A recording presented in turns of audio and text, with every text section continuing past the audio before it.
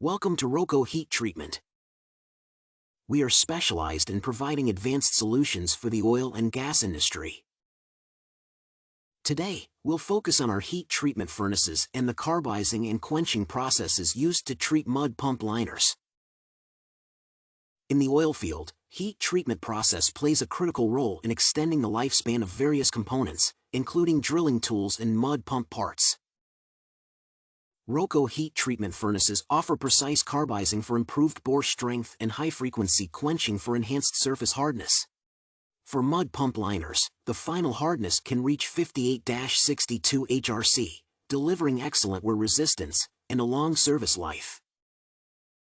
After carburizing and quenching process, our hardened steel liners achieve superior performance, with smoother surfaces that extend the life of piston rubbers and improve overall pump efficiency. Thank you for watching our video. Contact us today to learn more about ROCHO technology.